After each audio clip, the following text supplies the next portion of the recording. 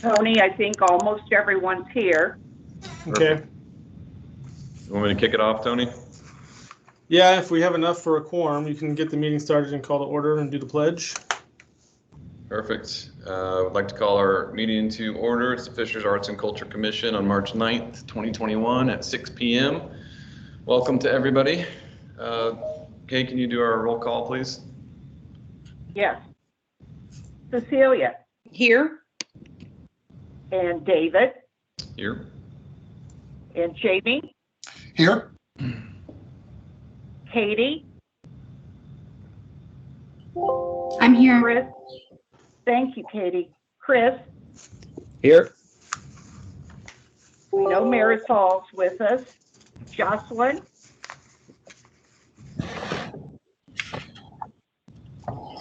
So at this point, we have 6 commissioners, and Tony and Marissa are also with us.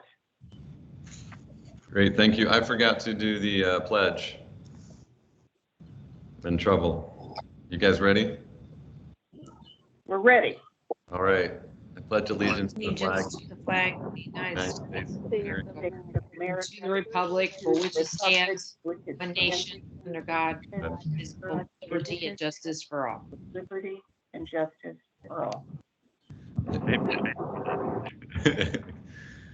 All right.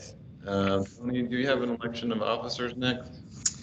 So yeah, I mean, we're into the new term, so every year we're allowed to pick new officers. I know last time we went with the 2-year appointment of David because we were getting a feel for the commission and getting used to each other. So it's open for nominations. If anyone wants to nominate someone, it could be David again or another commission member who wants to volunteer. And then we'll need a vice president.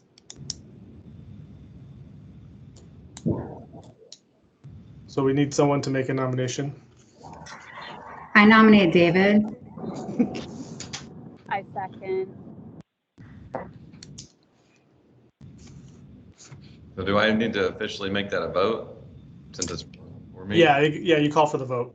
Okay. Do we have any discussion on that? I'm just saying if anybody else is really interested in stepping up, I'm totally fine with that. I appreciate those recommendations, but happy to continue on as well. So any discussion?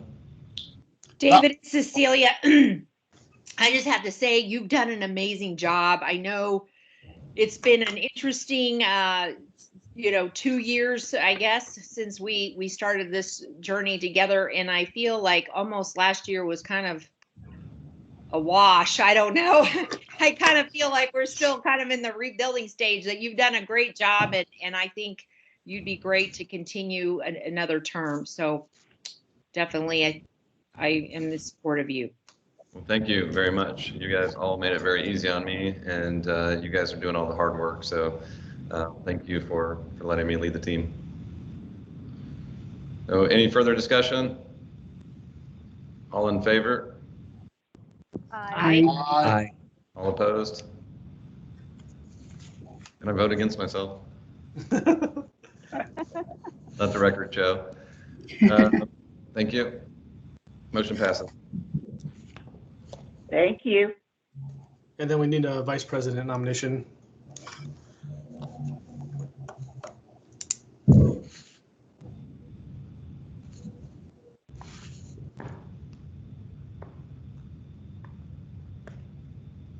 Cecilia, you wanting to be vice president again?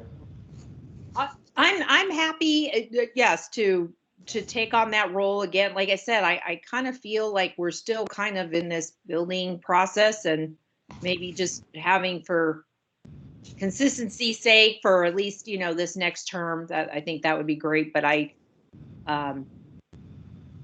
unless somebody else is interested, but yes, I'd be interested in serving again. Awesome. Well, thank you for all you've done in the last couple of years. It's been, as you said, a wild ride, and I think we're all trying to get our footing underneath us, and looking forward to 2021. So I would love to have you again as vice president. Is anybody interested in making a nomination for that? I will. This is Jamie. I nominate Cecilia, Vice President. Need a second? I'll be I- third. Okay, good. Thank you. Any discussion on that? All right. All in favor? I can vote on this one. Aye. Aye. I, Opposed?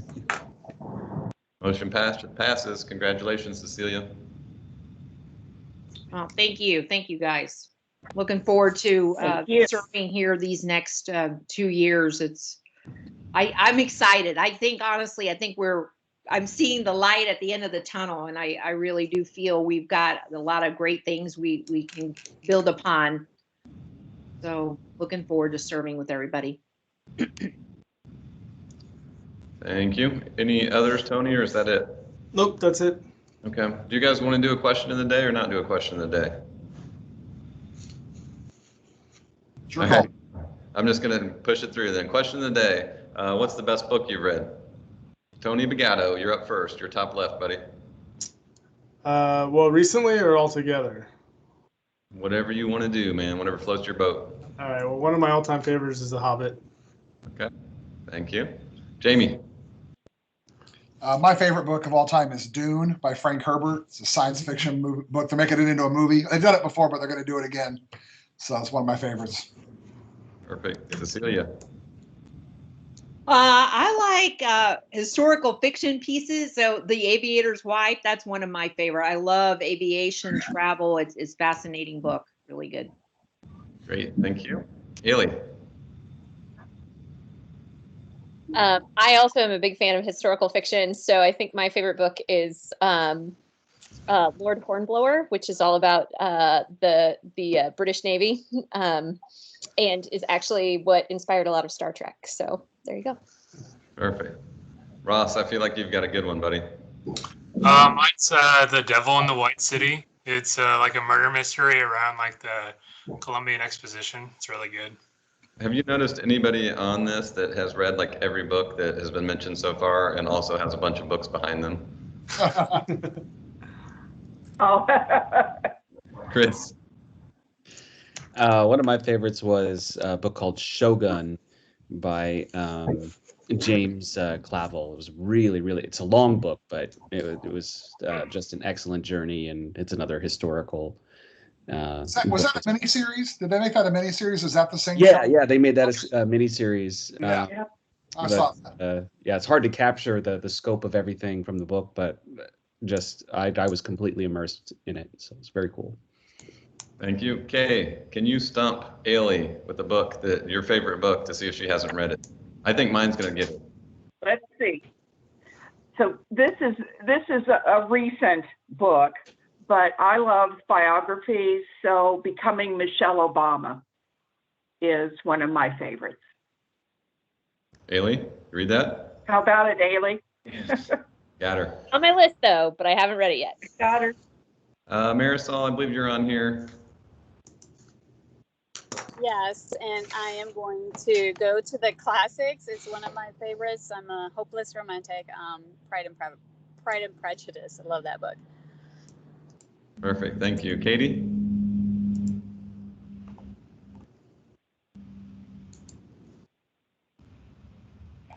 Sorry, did you say me? Yeah, yes. Teenager in the background distracting me. I apologize. So I have like my favorite book of all time, which is The Sun Also Rises, which is a Hemingway novel. And then I've recently discovered Ken Follett and The Pillars of the Earth. I'm reading for the second time the series. They're like amazing. Talk about historical fiction and drama. Just very intense, very long, but good read. Perfect. Thank you. I'm trying to scroll through here, so I apologize. I don't know why my screen can only see 7 people, but Marissa? I love biographies and autobiographies. I would say that I Know Why the Caged Bird Sings by Maya Angelou is one of my favorites. Thank you. Tracy? See, I'm trying to be a fly on the wall again. I don't notice me. Yeah, it's come a little later. Right. Me being a part-time musician. I love autobiographies, particularly about musicians. And so One Train Later by Andy Summers, The Police, I'm a huge Police fan. But just, he thinks musically, like he writes musically. So it's really, to me, a really cool read. So I enjoyed that a lot. Thank you. Ailey added that to her list. Caitlin. Hi. The best book I recently read was An American Marriage by Tayari Jones. She was an author that did a visit with us this past fall through our Book Build Bridges program that we're doing annually. It was great. An American Marriage. Thank you. Stephanie. Hey, so I am also a Hemingway fan, kind of like Katie. I actually really like the historical fiction, The Paris Wife, about Hadley Hemingway is one of my favorite books. Thank you. Jocelyn, favorite book? Oh, first of all, thank you for everyone that helped me connect to this meeting. Thank you. I struggled. My favorite book. Well, I have a book at my desk right now that my friend from 6th grade just gave me, but I haven't cracked it open yet. So 1,000 Gifts from my friend of 45 years. Perfect. Did I miss anybody? Me? I don't know. Megan. You Didn't see probably that. just all assumed it would be something really inappropriate. I have started to love Kristen Hanna and the Nightingale. That's one of my most recent favorites. Perfect. Anybody else? I'm on too. It's Sarah. Hey. My favorite book is White Noise by Don DeLillo. And now did I get everybody? All right. So my book is unlike any of your guys' books, which is really funny, actually. It's called Getting Things Done by David Allen, and it's an organizational book. I read it many years ago, and it's allowed me to handle more and live a semi-normal life at the same time. So it's a good read if you have organizational challenges. Highly recommend it. Getting Things Done, that's what's called? Getting Things Done, David Allen. Thank you guys for sharing that. Now to public recognition.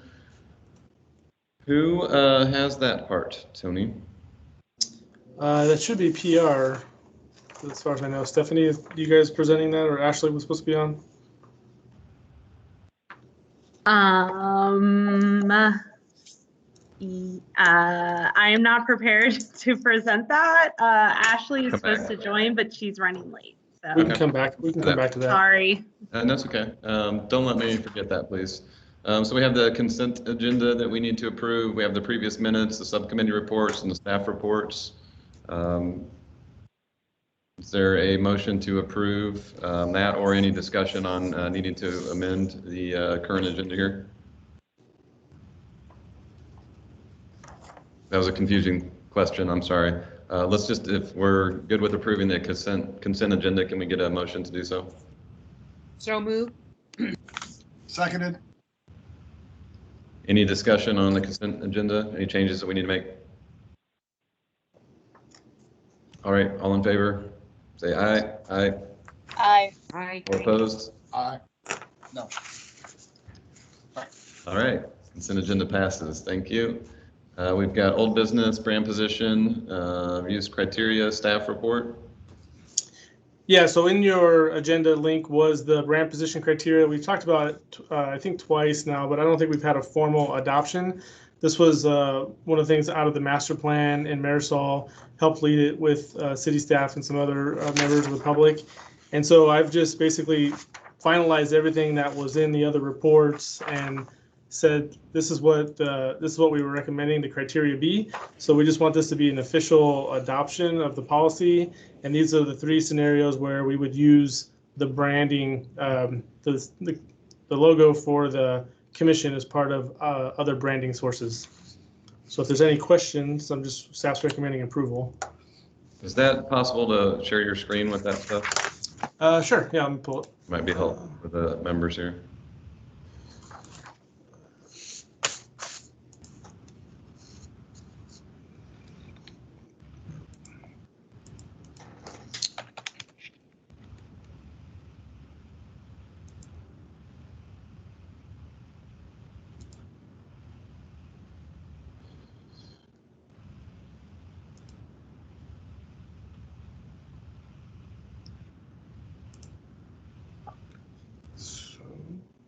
Okay, I'll pull up it was also linked on the staff report, so hopefully, let's see.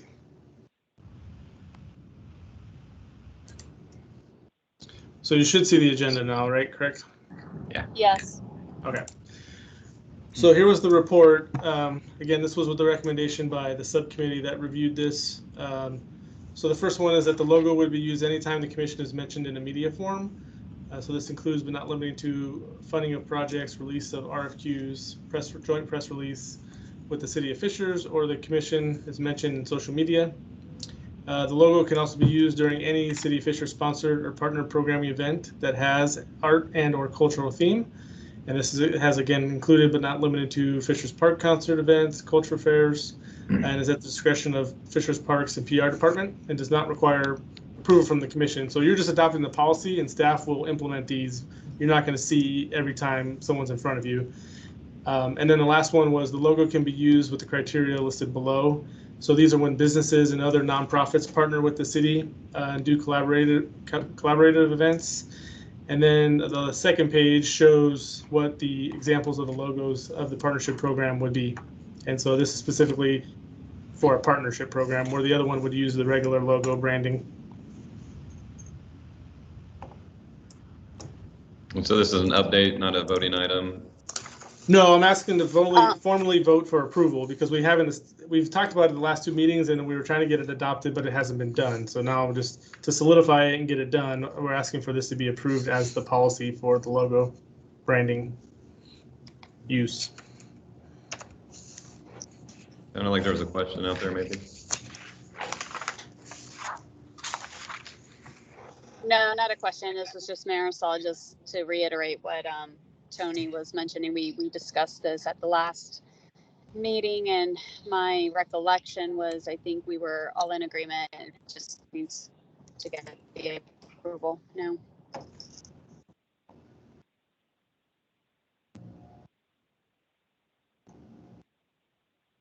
Doesn't sound like there's too much discussion on this one. Does anyone want to make a motion to approve the brand position? Yeah, this is Jamie. I'll make a motion to find. I can't think of anything that would need to go in. So. I'll second. Katie. Thank you. Any discussion? All in favor, say aye. Aye. Aye. Aye. All opposed? Motion passes. Thank you. Moving on to new business, we have a Spark update. This is Marissa. Can you hear me? Yes. Yes. Perfect. It keeps dropping, so I apologize in advance if it happens. So we're moving forward with Spark, shifting the date of when we typically do Spark, and that decision was made primarily because we will have 116th Street shut down for the tunnel being done on the next. So we are shifting, we're usually the last weekend of June, right before 4th of July, and we're shifting to the last weekend, or the last week, I should say, of August. So we'll kick it off on Tuesday with we're working out a patriotic military band. That's our hope. And we will be spreading out events kind of through the week, Tuesday through Saturday. So Saturday will be ending in kind of more a typical Spark vendor fair, street fair feel. Friday night will be a national concert as we've done before. So we'll have all of the same activities, but we're spreading out kind of over a longer period instead of packing everything into one Saturday. So all of our applications are now live for entertainment and vendors. We are encouraging artists to apply and have made the decision to waive the artist fee as long as they are in our art and artisan tent. If they want to have their own tent, they can apply to be a vendor separately and bring their own tent. But there will be no cost for artists to join. yeah, so we're kicking off all of those meetings and the planning for kind of a new feel for Spark. And this is Sarah. I'll just add, this is a 1-year shift to the later time frame of the year. And we'll have an additional opportunity for artists to participate on the Thursday night of that week during the art and car show that we're gonna do on the Central Green. And we had kicked that off for the first time in 2019. We hosted it alongside our farmers market, but we're going to move it to the evening Thursday night, and I think it'll be a really cool tie-in with the cars and arts. So that will be another opportunity for artists to participate, and also we won't be charging for that that evening as well. Thank you. Thank you for adding that. Very exciting. So looking forward to some events this year. So thank you guys for all you're doing there. Will there be a parade and all that too? Yeah, we are. Okay. Sorry? There'll be a parade. So it's Saturday the 28th then would be? Yeah, I think Marissa's cutting out. Yes, So we will. just a rundown of the events. So Tuesday night, we'll do a patriotic concert. Wednesday night, we'll have the 5K. Thursday night, we'll do the car and art show. Friday night will be a national talent concert. And then Saturday afternoon will be the vendor fair, stages with entertainment, the artist tent, parade, and fireworks at the end of the night. Cool, thanks. Can I add really quickly and just remind everybody that Fishers Arts Council also just locked in their date for Art on the Prairie, which is the weekend before Spark really kicks off. So it might be advantageous to think of that as an artist opportunity in the mix here as well, and how it'll affect artists who may be looking to sign up. Yeah, I think we are aware of that opportunity going on. We were thinking and had heard that that was going to be the weekend prior to the weekend that they landed on when we were making our decision about moving Spark to the last weekend in August. So hopefully at this point, now that both are scheduled and they're so close to each other, we can do parallel recruitment for everything. Thank you, guys. We have a commission and budget discussion by staff. Yes, so I will pull up, there was some revised stuff sent this afternoon, so the agenda item won't be discussed. So the first one for the commission is. Let's get an echo. Is related to the formatting, and I've talked to each of you throughout the last 2 weeks about just trying to streamline some of the commission's role. Given that now we have been established for 2 years, the commission was formed as part of the cultural district designation, is really the sounding board that the city will use for one, the funding we get and the programs we want to kind of run through the commission.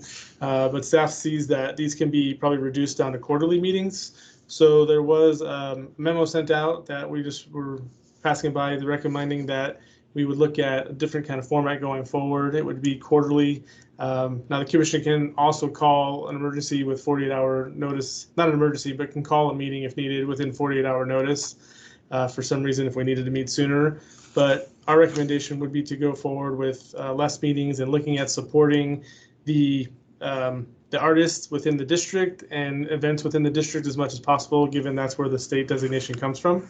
And we can talk more about that funding when we get to the budget. So if there's any questions about that.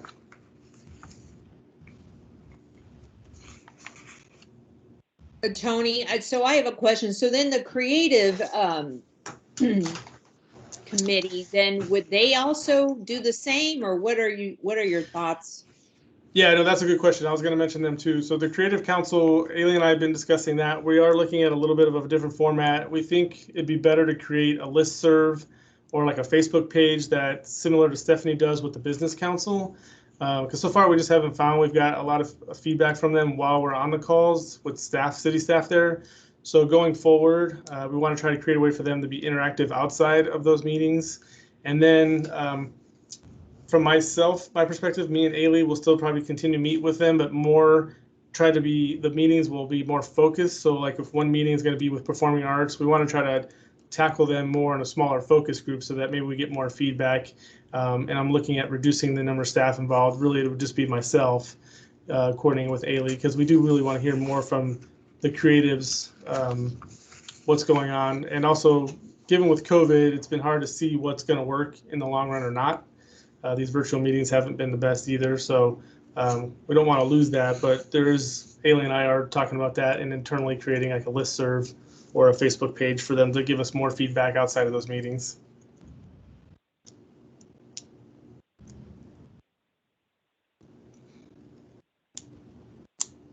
Thank you. Tony, are you going into budget now, or did you say later? Yeah, so here's the budget. Initially, I had broke down the proposed expenses into different categories, and now based on the next thing I'll talk about with the goals of 21, we're looking at calling out a Life in 2020 creative grant, competitive grant program, and so that's all been lumped into one pot. So with the income, we have the 50,000 we get budgeted, and then the Indiana Arts Culture Commission grant. We're anticipated $4,000 if they fund that. Right now, my proposal with the application was to continue to try to address wayfinding signage that we need to help improve the district and help people know where different assets are. The concept could include potentially even a digital sign if we can get extra funding from the city. And that might be on the Nickel Plate Trail right on North Street as you come up from the grade as you pass through the tunnel heading north. But if not, we'll continue to put other wayfinding signs in. So that's where we're proposing these expenses. It comes down to $43,000 to cover the Life in 2020 grant program, and then wayfinding signs or digital kiosk, which would be $6,000, $4,000 coming from the funds we get from the state, and then $2,000 because we do need to put a little bit of our own money in there. And then right now I have the $5,000 still set aside for maintenance. I'm going to work with a contact that was provided for us to look into our existing art that we have in place and what kind of maintenance may be needed now, if any. So if this money is not needed this year, we could find somewhere else to use this $5,000. But for right now, we have it set aside for maintenance. Are there any questions? Will you be going over the 2020 grant program at this time as well? I can, yeah, if we want to go over that next, since they're kind of tied together. So based on the discussion last month, we talked about wanting to do something for the community that would focus on kind of one theme event. And we were thinking Life in 2020. So what I created was this creative grant program. It would be a competitive program, and it's intended to be matching. So we do want people to have some skin in the game, and they would submit proposals. It could be a range of projects, and they would basically have different values. I didn't want to put a cap on the value because we may want to fund a project that saves $20,000 if it's pretty significant, or we can fund smaller things that we think fits into that competitive grant program. So we've drafted up in this memo the requirements as well as what the reporting requirements would be for them. Basically, the requirements are the grantee must publicly acknowledge the commission and the funding with any of their communication. They would also need to provide examples of prior works or projects or events. It must take place in Fishers, mostly within the Nickel Plate district, because again, that's the cultural district boundaries. We could provide some percentage outside of the district, but I think the majority of them still need to be within the district. And then an event or project that it must be completed within 21, so that because the funding is this year, this isn't for next year. Then again, they would have a reporting component. We just want to see the activities performed, where they occurred, kind of number of participants, the reach of the event of outside through marketing, actual cash income, documentation of funding, and then verification of costs. And so this program will be administered by staff. So just asking the commission to approve the grant program and the funding, and then all of this will be run through this from the staff side. And we can discuss if the commission wants to be involved to some degree, but once we get it rolling, I don't know how many grants we're going to get. So we'll want to probably talk through that.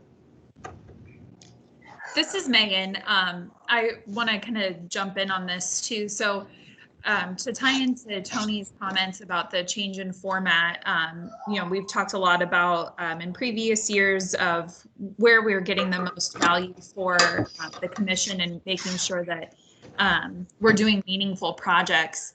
So we thought that this was a great way to kind of recognize what 2020 was. So the idea here, and I think Tony might be able to share an example that Ashley had shared with some of us internally earlier today, of ways to just recognize throughout the community what 2020 meant. So whether it's at events, some sort of performance art that takes place at a farmer's market or at one of our concert series, whether it's partnering on some sort of mural. We thought that having an identified goal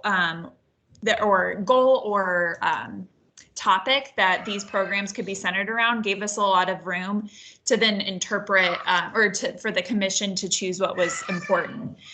So we think that this is a great way for us to continue to leverage these existing partners that are within the community, address the needs and some of the gaps in some of the programs and financing that others within this group and the Creative Council have come up and expressed before.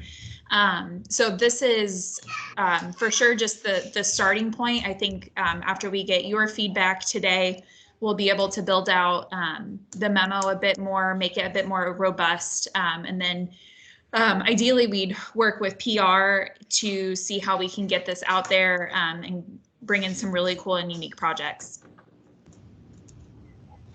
This is Katie. I just have a question. So would this grant program be something we want to do every year, or is it just a kind of a experiment this year and we'll see how it goes? Yeah, I'm thinking it's experiment this year and see how it goes. And I think trying to have a theme every year for a grant program would be ideal. Or well, some years we may want to choose to use money on actual pieces. We wanted to go this way this year because we have some pieces coming in based on the funding last year. So we had a good amount of that last time. So we think this time around we wanted to try something different. This could be, a piece. I was almost thinking when we did the brain event, like if we had different things around City Hall, and this is what the example was that Ashley sent around. So this was like a Red Bull did an exhibit tour of different kind of like images that were posted around different parts that travel. I think it's a traveling tour as well, but that was kind of the thought with this year. Can you go back to the memo page real quick? I want to see the title on this. So it gave me an uneasy feeling, and I don't know why. I don't know if it's just talking about 2020 and how wild of a ride that was, but so what is it? What would it be called to the public? Well, it's going to be called the Competitive Creative Grant Program, and then it's going to be focused on life in 2020. So we have some verbiage. Sorry, good. Yeah, I'll say we have some kind of verbiage in here about why life in 2020. That basically, it was obviously a unique year for many of us in our lifetime, and we just wanted to kind of showcase it, hopefully in a way that brings light to it, and maybe in an arts and culture way, and hopefully a positive way. But it'd be interesting to see what that looks like from the artist side. Yeah, it feels to me like it's still, I know 2020 is important. It just feels like we're stuck in 2020. Could it be something like life beyond 2020 or something to like, celebrate the future and that we're past 2020 and we're not like going back and reliving that moment or something? And maybe that's not the right wording, but it gives me a weird feeling message. I don't know if anybody else feels that way. There's a couple of questions, Jocelyn, Jamie, I think, Haley. Shall I start? Can we pull up just a little bit?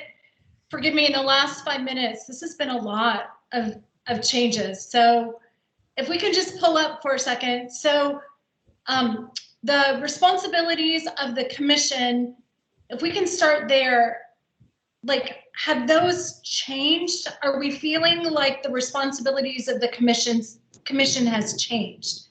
And has the vision for the Creative Council, which was supposed to be kind of the genesis of creative ideas, has that changed? Because it feels like in the last 5 minutes, like things have kind of flipped upside down. So can we talk about that a little bit? I'm kind of concerned. Yeah, I mean, it doesn't change the responsibilities. Those are still the same. I think we had more going on the first 2 years because we had to craft the master plan. We had to create, different programs that we've put in place now. Some of the subcommittee stuff, the creative council, those were all work in process. Even like the branding stuff that we've now adopted tonight. So the point is just that we think we can streamline these with less meetings to get the same responsibilities done. But again, the main focus of the commission is to have a reporting body for staff, the city with the cultural district and what we're doing within the district requirements. And I remember when we talked initially, and again, forgive me, because I am trying to pull up just a little bit here. When we talked initially about the creation of the commission and the creative, we spoke of this responsibility. Hear me? We talked, I think I'm good. We talked about the city creating the canvas for creatives to create. And we've had, I think for a while now, this tension between city-driven versus creative and creatives and resident-driven. And I'm really concerned not only with spelling out a theme for creatives to fit in, but it seems like we're really squashing the great ideas that can come out of that creative council. So can we walk through that a little bit? It just feels like we're not allowing the folks that have the talent to do what they do best and giving them as much freedom and the canvas to create. Am I the only one that's feeling this?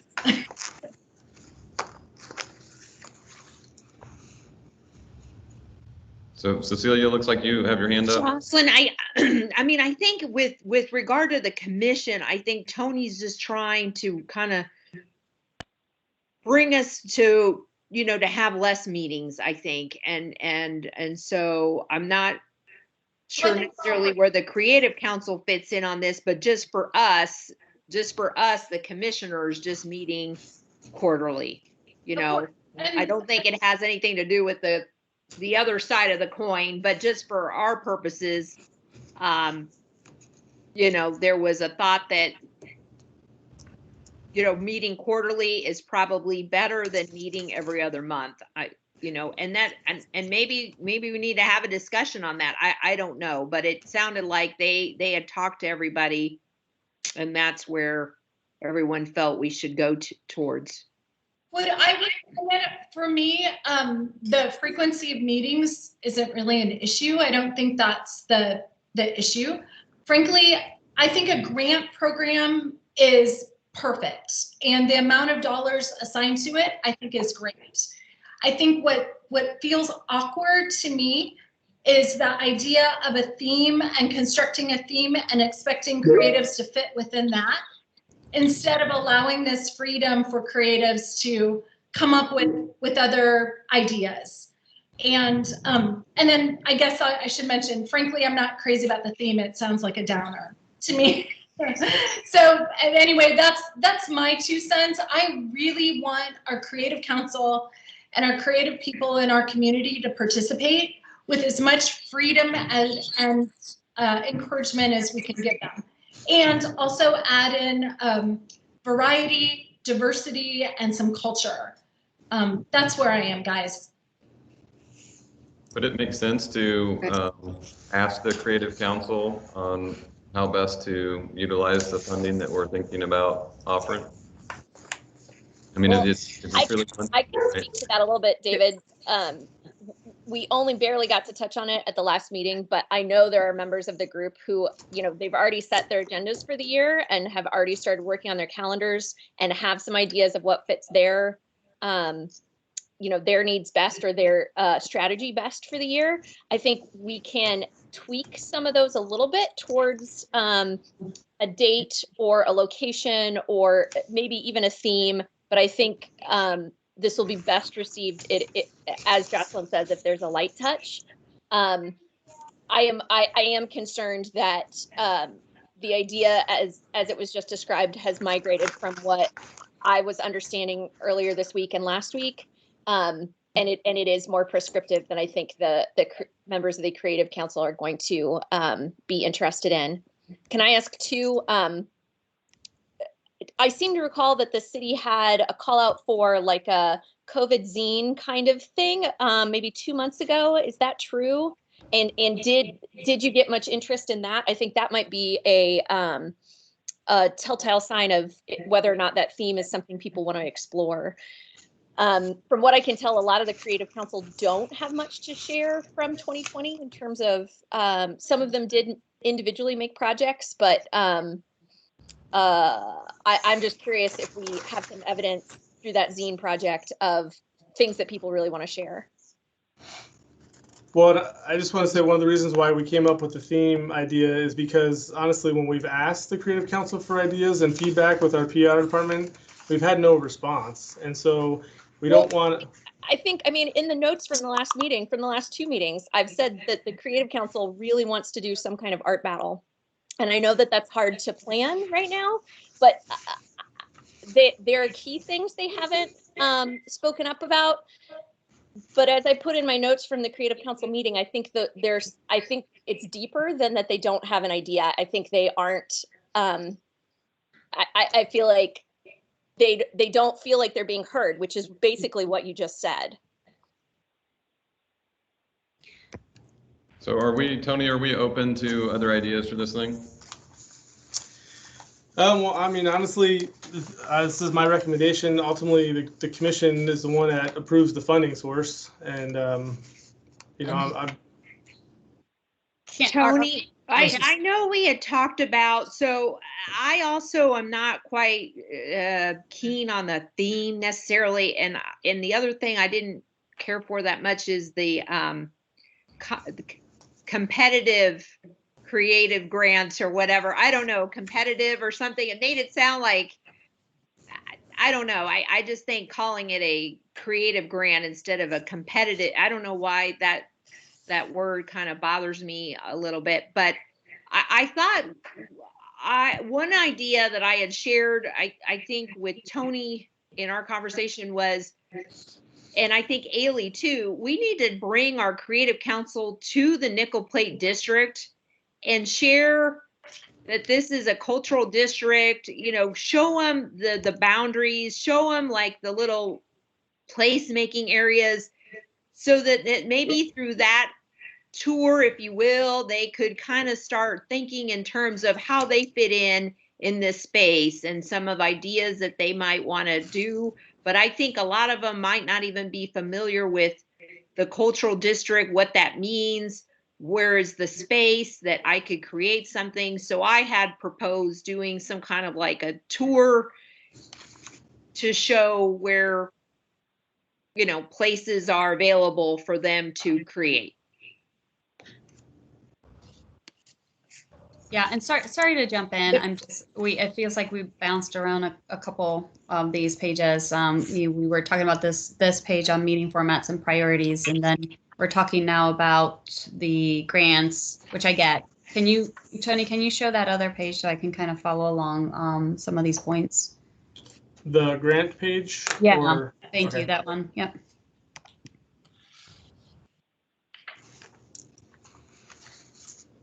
So, Jamie, do you want to go next? Yeah, sure. So I had a totally different question, but I was like 10 minutes ago when everything before it turned. If we're looking at like the theme, what I'm kind of hearing is like the city kind of wants a theme, but we kind of don't like the idea of the theme as is. Could we create a more vague theme like awakenings or emergence that's like broad, that gives the city a theme, but isn't so depressing as like 2020 and COVID? I don't know.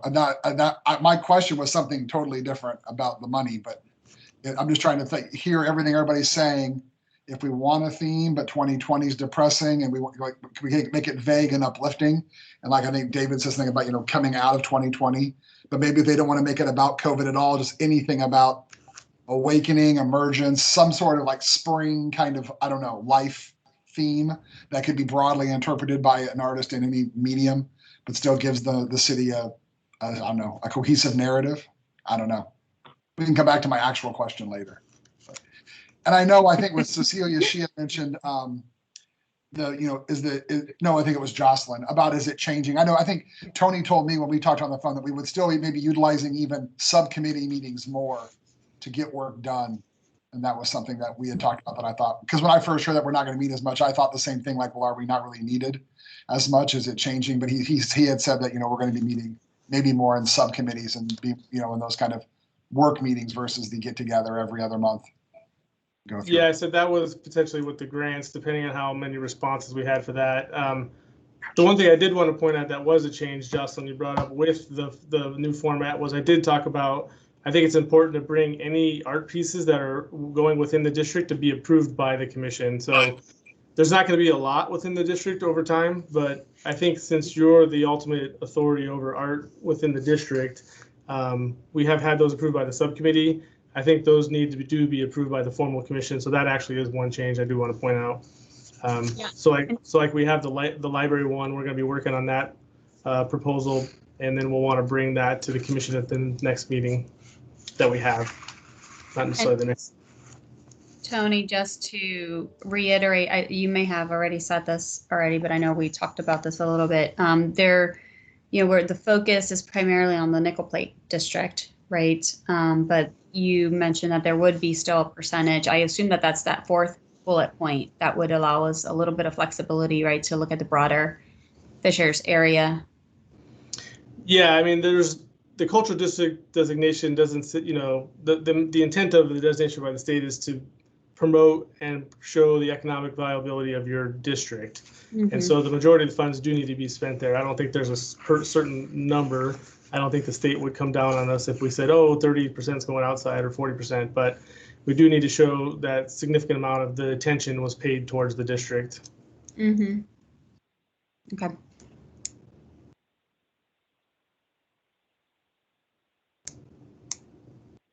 Marissa? Yeah, I can't see who's raising hands and stuff like that, so I apologize. Just talk when you're ready, I guess. Sure.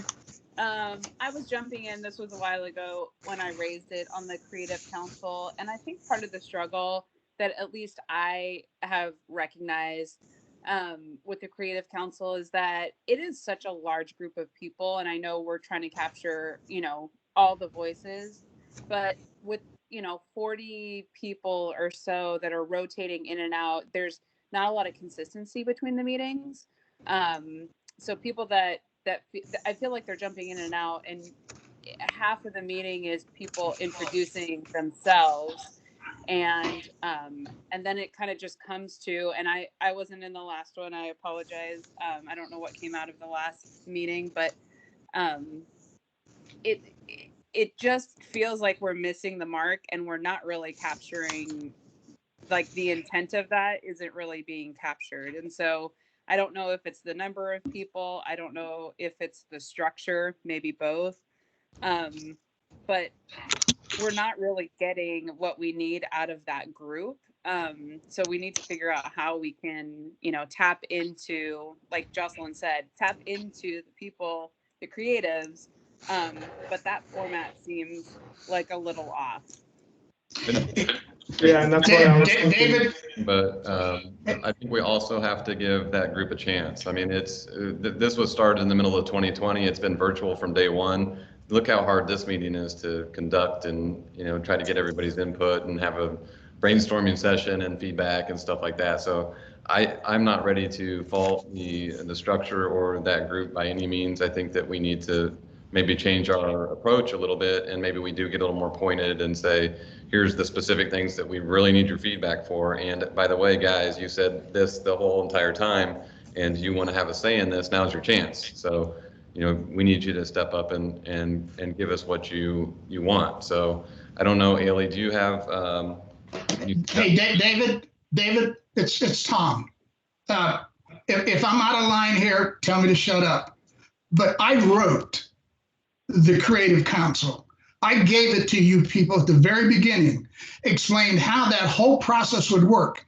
It wasn't supposed to be for 40 people to be there. It was supposed to be for representatives to be there, to then go back and tell the other people in the nickel plate business district, in the nickel plate arts, in the Fishers Arts Council, in Fishers Music Work, so that you didn't have 40,000 people shouting at each other. Then it was supposed to be a whole different process. I don't think anybody's ever looked at that or ever has understood that. And you can't, I mean, this is like going into a meeting where you see 12 marketing people. Nothing is ever going to get done.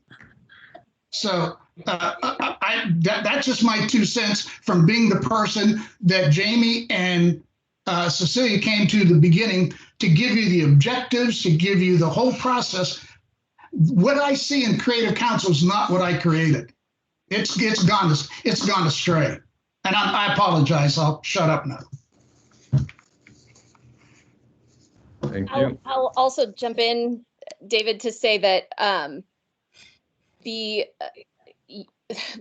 feedback I'm getting from the Creative Council is that there are so many people to meet that is why they value the introduction period so much, because they really part of this being so new is that they don't know each other, and that is feedback we have heard consistently, that connecting and helping people see and learn each other's resources is something that is not happening otherwise in the city. I agree with Tom that things have really migrated, but the fact that we have fairly high attendance to a virtual meeting every other month tells me that there is very much an interest in this conversation. There's very much an interest in learning about these other groups. We put at the beginning of the meeting the goals of the Creative Council, and that's something that I thought had been shared widely, but now I'm hearing maybe it hasn't. So I got to say, like, I honestly don't know how to move forward at this point. I'm going to need some real guidance now.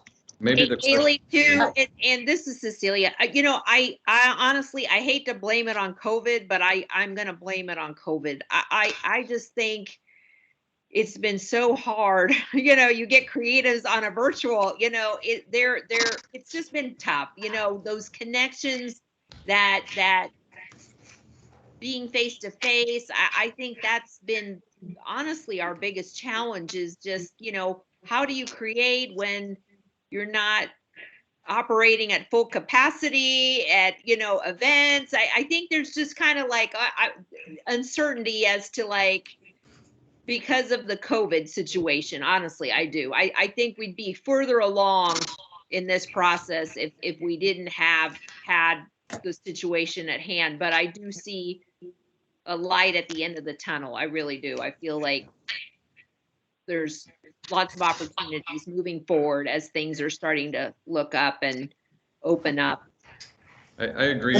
I would just like to, just as an additional staff member that has attended several of these Creative Council meetings, I will agree. I think that the original intent of the Creative Council has waned a little bit. I think that's a facilitation issue. I also think we're trying to solve several issues with one solution. And so from what I'm hearing, Ailey share that this, the networking portion is so valuable. That shouldn't happen in a subcommittee format because that stifles the true meaning of networking. So I think we need to provide, and this is where COVID comes in, but we need to provide an outlet for that. I will say, however, in terms of having Creative Council provide feedback on things that the Arts and Culture Commission are doing or that the staff is doing, particularly with the hub, we have received one entry when it comes to providing artist profiles, locations that you can host or that currently host creative activities, whether it's performing or arts.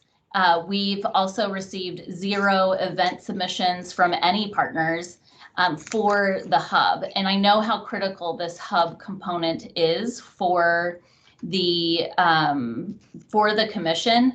But as it stands right now, we're relying on this Creative Council to provide some of that content that just frankly isn't happening. And from my perspective, that is really disappointing because that was supposed to be kind of like the lifeblood of showing that there's so much activity in Fishers. So I just wanted to provide that context in this discussion. Can I make a quick comment? And I totally, Ashley, I understand your perspective on that. I think we get ourselves in a tense situation anytime the city provides an opportunity for art and expects the creatives to just be a vendor and fulfill what the city's vision or prescriptive objectives are, instead of allowing, again, I like the metaphor of the city providing a canvas and an invitation for people to create. So I think the challenge with the hub too is that that was city driven, and then we're expecting our creatives to serve as vendors and to fulfill the city's mission on it. And that could be a fine partnership, but we also need to provide the opportunities for creatives to have some freedom. And Ailey said earlier, a lighter touch will give us so much more just vibrancy and creativity. They will knock your socks off if we let them. And the last thing I'll conclude with is I keep coming back to this commission has, 7 core values.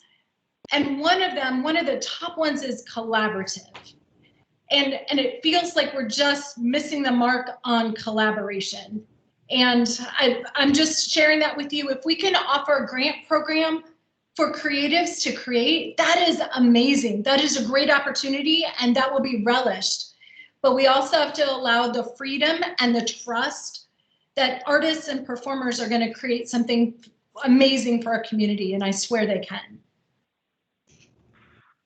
Well, and I think our thought was, again, not to get rid of it. It was to do a different format. And Stephanie Perry does something with the Business Council, with the Nickel Plate Business Council, and that was our thought, something that's more kind of offline of meetings. Again, something that they can participate through contacting us through, we can do through emails, we can do it through listservs, we could do it through Facebook groups.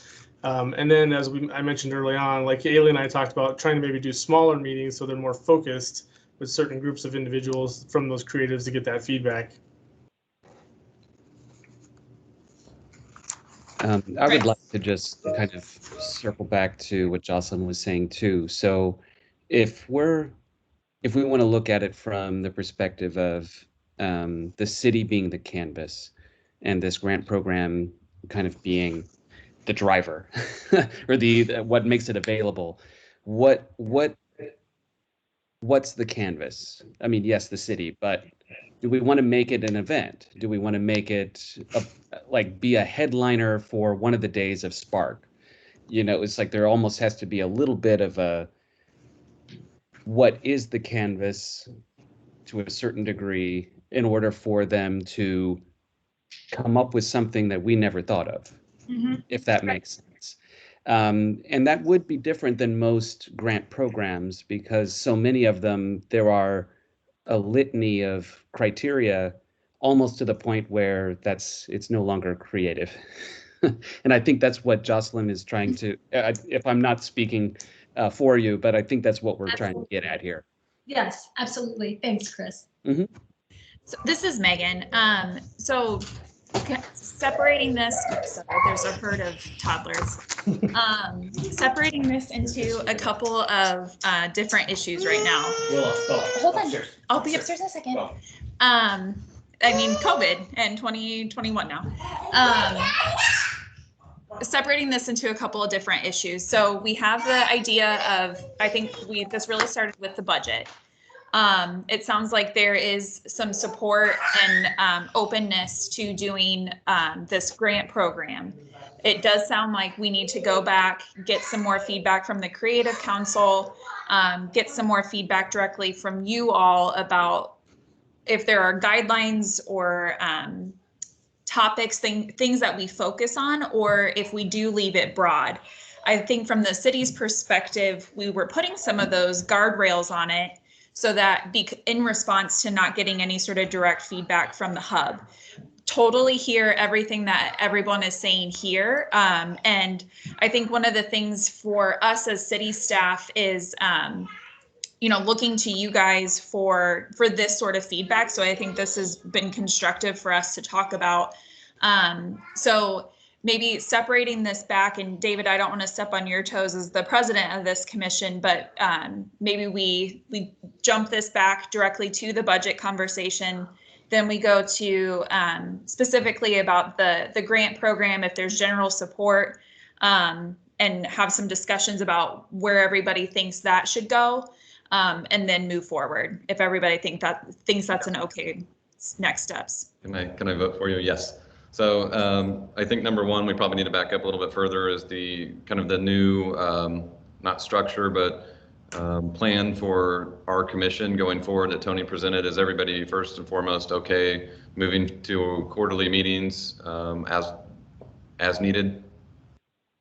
Yeah, I have no problem with that. This is Jamie. I mean, if we don't even need to be meeting, if we can get it done in less meetings and meet when we need to on special occasions or in subcommittees, I don't see a problem with that. Okay, perfect. And then I think we actually should move into the budget. So I don't know if you have the budget still pulled up there, Tony. I'm on a different view here. I do. That's what my initial question was about the budget, and it was just like, is it a concern that we're putting all of our money in one category? And then what if we ever want to do something else? Is it tied up in that it's not a grant, we can't pay for this other thing if it comes up down the road? Or is this not, I'm not a money guy. Like, this is not my forte. I do teaching and art stuff, but I'm not like a money guy. So I don't know if that's normal. That's fine. That's just a concern I thought of when I saw that. But then again, we don't spend our money. Sometimes it just sits there. So we put it in this fund. We can use it. I think everybody liked the idea of the grants. Yeah, and the thought of the grant was it could be whatever people apply for. It could be an actual art piece. It could be an event. It could be a performance. So, I mean, that pot kind of sums up everything. So that's what our thought was. Virtually anything we would spend money on would go to that category anyway, and it wouldn't be an issue. Correct, yeah. Thank you. So are we good with the amount that's in there of $43,000 for the grant program? So I just want to it's all gone. Remind everybody that when we started this, this is the Art and Culture Commission, and I had this conversation with Tony. So, I am the art person, one of the art people at the table, and so I love all the things that we've been able to do and approve, and the things that are popping up around Fishers. But I feel like we've neglected the culture side a little bit. So my only hesitation is, I know obviously with COVID and you're reworking, Spark and things like that, there are opportunities for culture, but we had talked about like a cultural festival at one point, and we can't do that with, even $20,000 probably. But I just want to throw that out there because I don't want to forget about the culture. So that'll come up a little bit in the next question, is really what that grant program looks like, but because that would fall underneath whatever dollar amount we said, right? Mm-hmm. Yeah. So do you guys feel comfortable with the $43,000 going to a grant program that is undetermined at this moment? Yeah, if we could use that money for either arts or culture, right, it covers that, and it's the amount I'm fine with. I think Katie's point too is fully echo what she just said, is the amount, but I guess we don't have a lot of wiggle room in terms of the amount there. So, but that's something just to be mindful of going forward in the future. Okay. I think we obviously have like issues, right? Like, as like an identity for our entire organization. There's what the city wants, there's what the artist needs, there's the arts, there's the culture. There's, we're still feeling it out, and I don't think we quite understand any of it. But. If I can throw one little fact in from conversations I've had for this year, grants in the realm of $2,500 would be transformative for several of the groups that we have. So if you think about how many $25,000 grants you could make out of that, there are even some groups who could do some really cool stuff with less than that. That doesn't mean we want to necessarily cap it at a certain level. I mean, that would be all up to you guys. But just to give you that perspective, you can make a lot of $2,500 grants with $43,000, and then we could make sure that some of those culture groups are encouraged to participate in that application process too. So it sounds like we're okay with putting $43,000 towards some form of grant, correct? Is anybody against that or want further discussion on it? Okay. So then the big topic then is, what does that grant look like? And so there's been a lot of back and forth on that. Do we have to vote to approve the budget or no? Yeah, there should be a vote to approve that. Okay. Just approve the budget as presented. As presented. I would say subject to the Life in 2020, right? The name of that grant program being revised. Yep. Is that your motion? That was a yes. She's on mute, I think. Is there a second? Yes. So we're seconding the motion that we're approving the amount of the budget for some sort of grant yet to be determined. Yeah, so I'll second that. All right, any discussion? All in favor? Aye. Aye. Aye. Aye. Any opposed? All right, motion passes on the budget. So then let's talk the topic of what this grant's going to look like. So city came up with an idea, and it sounds like. Okay, sorry to interrupt again, David. On the meeting, since we passed the meetings and priorities, and I can't recall if, because we're changing the meeting schedule, was there something official that has stated that we were going to be meeting on a monthly basis? That would that require some sort of approval? And wasn't this effective, like, was it next year, Tony, or was that effective immediately? No, it's effective this year. Yeah, funds to be used this year. No, I meant the meeting schedule, like switching to quarterly. Is that effective now? Or I thought when we said on the phone, I thought that was next year, but maybe I've misunderstood. No, I said the intent would be for this year. Okay. Yeah. I mean, if we have to meet again to get through the grant stuff, our next scheduled meetings in May, we can do that. And that could be the next meeting and then we just have one more in the fall, winter. But yeah, as Megan brought up, we can go back to the creatives and work more on the grant itself. I think the fundamental guidelines, again, is we just want the commission, acknowledged and most of it within the district. And we could figure out another proposal on how to use those funds, or what the grant program could be with working with the creatives. So to Marisol's point, though, do we need to vote in the new meeting schedule? Exactly. I mean, they're already the way I see it is you already have the calendar for this year, and we would just not have some of those meetings, so you don't need to vote on that. Okay. Okay. Cool.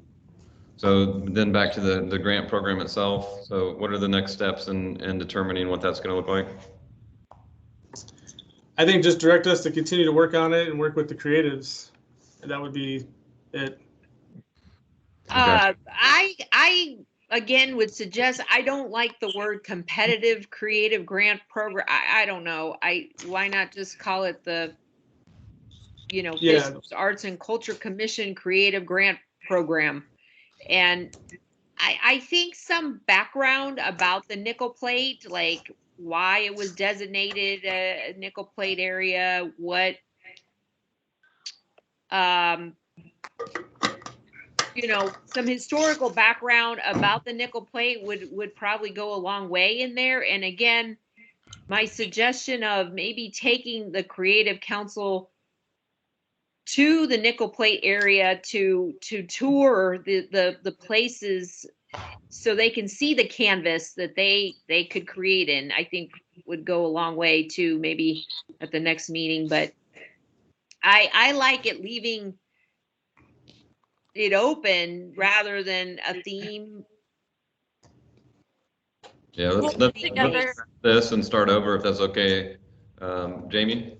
So then I guess, so this is a thing like the city would do. So like our recommendation as the Arts and Culture, we would ask them to go back and just revise what you had planned with some tweaks about making the parameters a little more open-ended as you can make them, would be like our recommendation. Maybe the language, as I said, with the title of the Creative Council, just rework that in a way, possibly in that direction of how we've said we'd like to see it go maybe.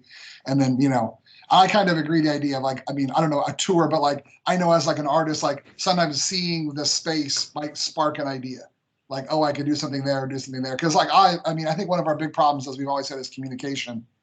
And do people know what we're doing? Do people in the city even know that we exist still, right? And that this is happening, and the website and the grants and all that. So, maybe helping the artists understand what we do and what we're trying to do might get them more on board. But so, yeah. Who did we collaborate with, Tony, when this was formulated?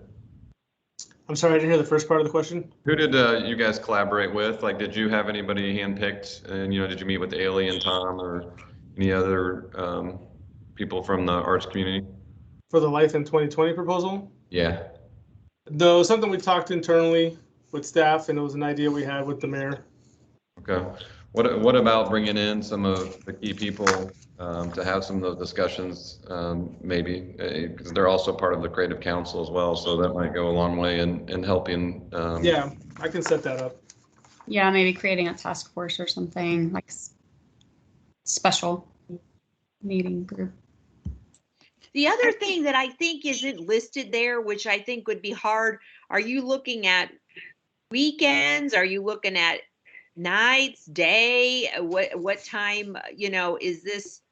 That Can was going to anyone be do open. something during the day if they wanted to on a weekday, I guess, or I don't know if they need more direction in terms of when am I allowed, if I were going to do something,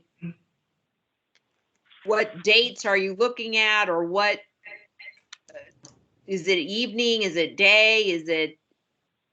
I mean, that was open to what they were proposing, because they would have to put together a plan and matching funds, and we would review those applications. Because it could be an event, a piece of art. It could be anything, right? It doesn't have to be like on a set date. It could be a painting or a mural or a sculpture, or like we said, a movie, right? Showing what people have done throughout anything that falls into that, whatever broader category we agree on for the topic of the city. So I think we've got to kind of move that. If anybody has any final thoughts on that, but I think we're going to have to move that outside of this meeting to really formulate this, make sure that we get done on time. I just have, can I make one last, 2 quick comments? If I understand the proposal on the table is matching, and does that mean it could also be an in-kind match? That's really important. A lot of our organizations and artists don't have cash on hand. So that's something that needs to really be thought of, but I would advocate for in kind. And then also, I would just encourage you, the Creative Council has met. They have, I think Ailey has written up notes. They have presented ideas. So despite a little task force, please be sure that we're also reviewing all that information that has come from them already, because I think those are some good idea starters. And I feel to piggyback on that, it's not really on our agenda here, but I feel like we need to have further discussion on that Creative Council. I think Ailey's done a tremendous job on running the group and bringing people together. I think she's been dealt some tough cards, as we all have, and I think she's doing the best that she can with them. So very appreciative of her efforts and everything she's doing to get a group like that together, which is hard on its own, and then to do it over virtually is another thing. And as you mentioned, there's people participating, so there's value for those people. I guess I would like to clarify, Ashley mentioned that it was a subcommittee. Is this group a subcommittee? No, it's not really meant to be a city committee. It's so then they're free to do networking and all of those things of whatever they find valuable to their group, right? That was at least my understanding. I just want to make sure that we're all as one of the people that formed it was to see it. Like our intent was that it's its own organization that exists on the side that we could meet with to get advice from, and kind of a line of communication back and forth, not as an actual extension of our existing body. Okay, so it's their group. They make their group. They do what they want, and hopefully they provide insights to us, right? I think that was the idea. Like that's why none of us are on the council. None of us are running it, right? It's its own thing, right? Okay, and I think that's very important. And I can say, as a teacher that spends 8 hours a day on a Zoom call trying to get things done, like nothing is good right now. And kids I've had for 3 years straight that had A's. I had a kid who has 4%. And he had an A last year, right? Like there's just nothing is good virtual, and especially, I can't imagine running a creative council, like art people. It's like herding cats, and herding cats virtually would be even more of a nightmare. So I kind of chalk anything that we've had, bad or good, up to not to blame it on COVID, but virtual sucks and Zoom calls are horrible. And if you get anything done, that's impressive. So. Cool.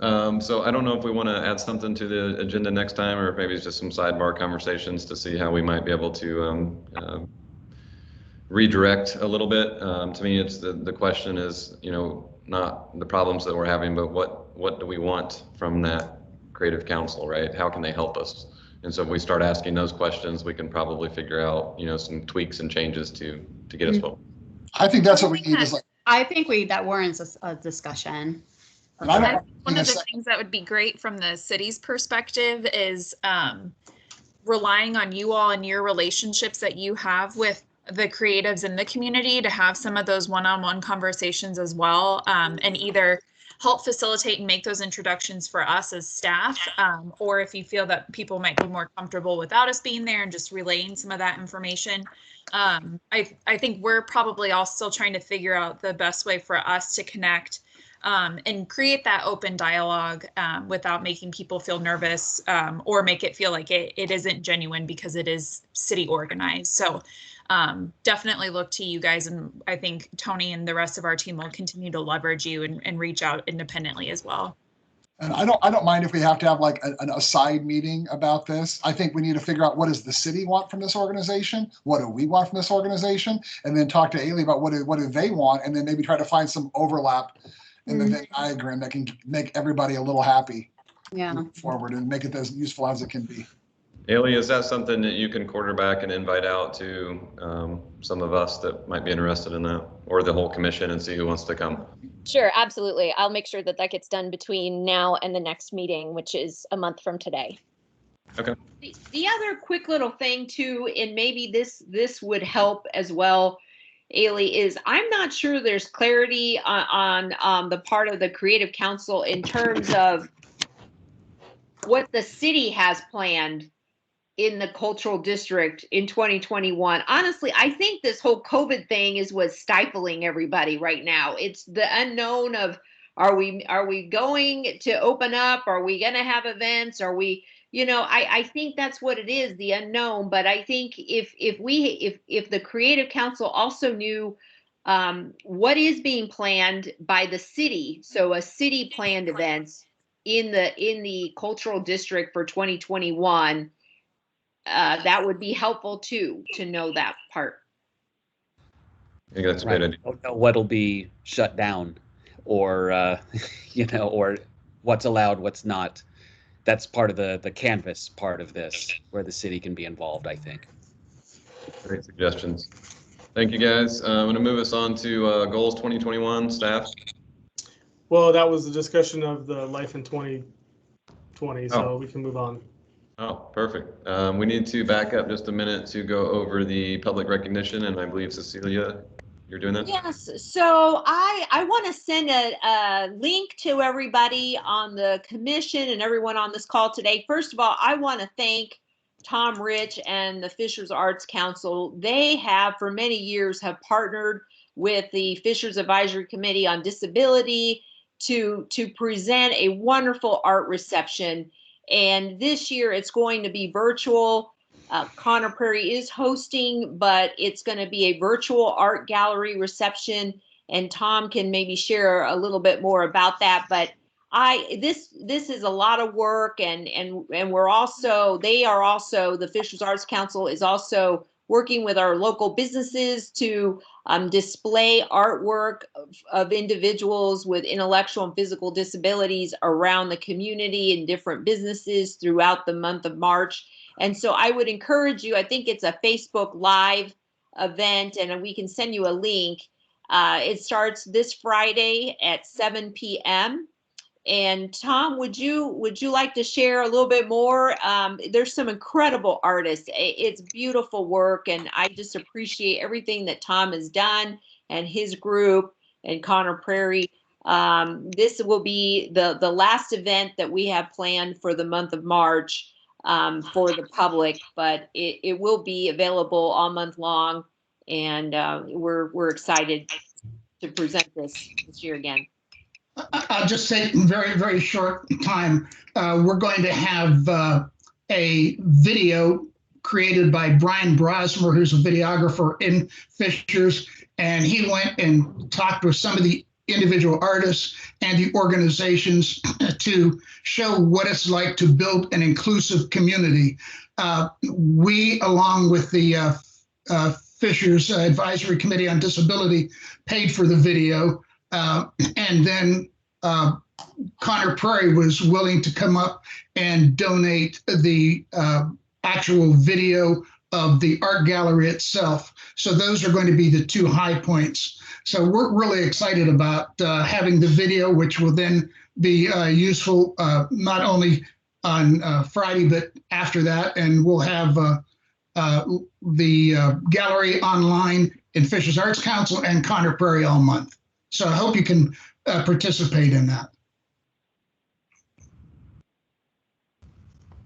Awesome. Well, thank you. Does that cover everything, Cecilia?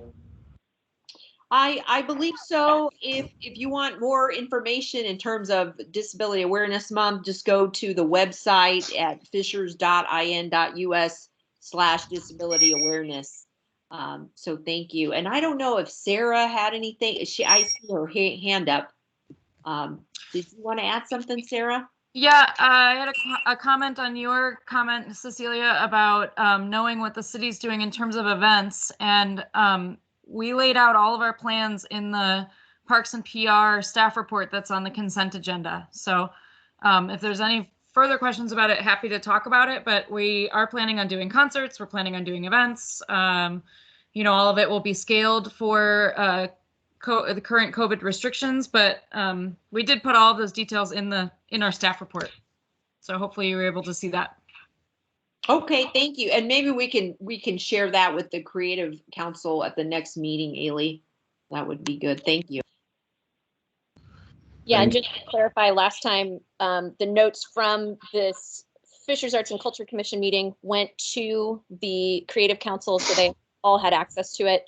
We didn't walk through it step by step, but several people did send me comments afterwards indicating that they had read it. So we'll do that again this time for sure.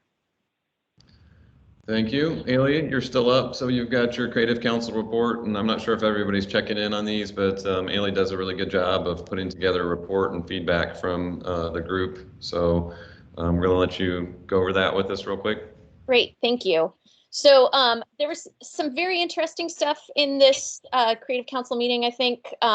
For one thing, we sort of went off the planned track a little bit because there was an opportunity. The announcement about the community center had just come up, and several members of the committee wanted to discuss that, and Cecilia suggested that that should be a topic for this group to discuss as well, just to address people's thoughts about it and make sure it was clear how they could participate or get their questions answered. So Cecilia arranged to have Todd Zimmerman speak with us. And so the meeting was kind of built around that idea. We did have 19 participants from many different organizations and groups from around the city. Several had been to several of the meetings, several were new. There were a few folks who just couldn't come this time around too, who let me know in advance that they weren't gonna be able to be there. Not surprisingly, the Creative Council had lots of thoughts on how they'd like to be included in the community center. And so I think it's really important.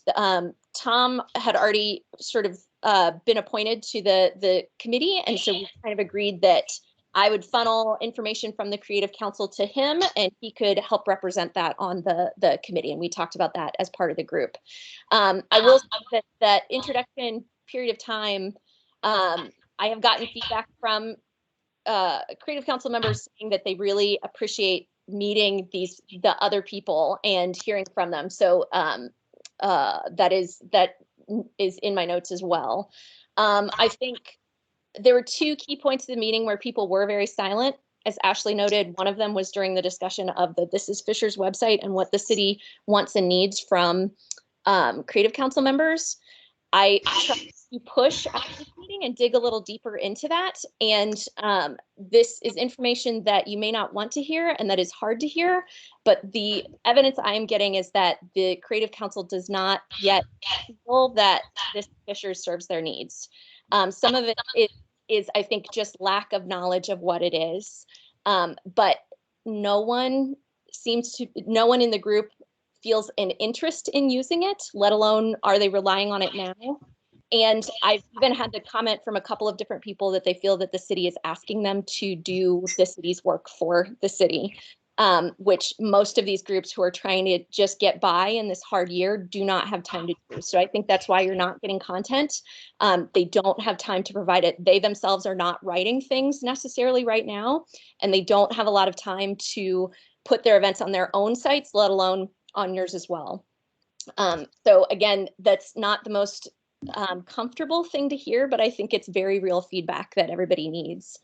And especially important because in the survey that we sent out in December or January, the one thing that came back pretty clearly is that the Creative Council feels that the city's role can best be played in spreading the word about these groups and helping these groups connect with each other as well as with the larger community. So there's definitely a gap between the Creative Council who embraces that goal and has that as a goal and what they're seeing come their way right now. So Ailey, really quickly, did you get any perception of what they view it as, or what their perception is of what the This Is Fishers consists of, or what the goals are with that? I think my impression is that they feel that it is a city constructed tool for the city's goals.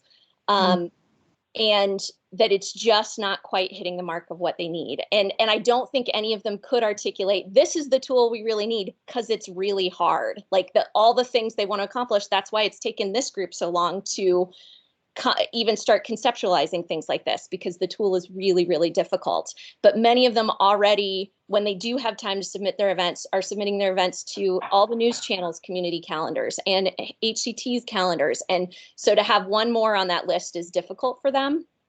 And I think some of this gap can be bridged by showing them some real data.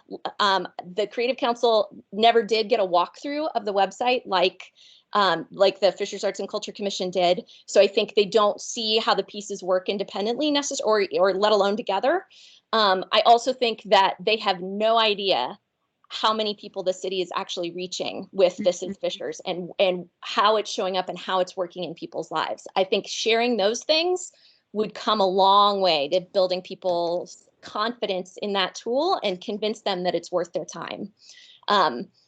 Nobody wanted to be critical in the meeting. They didn't want to come off as not being team players in this. And that's why it was so quiet, because everybody just sort of felt like, well, I must be alone in feeling like it's not serving my needs. So, I didn't talk to every single individual after the meeting about this, but this is a consensus view that seems to be forming with folks who are willing to talk to me.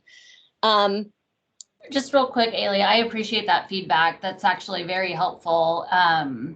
This commission identified key priorities for this website and for the hub site. And so if the goals that the commission created for this site isn't matching with what the community needs, then we shouldn't be building that. And so I know that this came up early on in those priority conversations, this duplicative nature. So I think that needs to be a conversation that the commissioners have around the vision for the arts and culture pages. I would agree with that. And I want to ask Ashley, is the site even fully live? I thought we saw like some, there was the original rendition that we saw that we all provided a bunch of feedback on. And I think there was another version that was presented to us as the commission that was going to be coming. And when I search it, it still looks like the old one.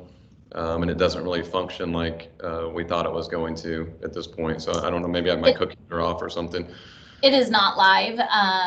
We had paused on development and getting content because of the last Creative Council.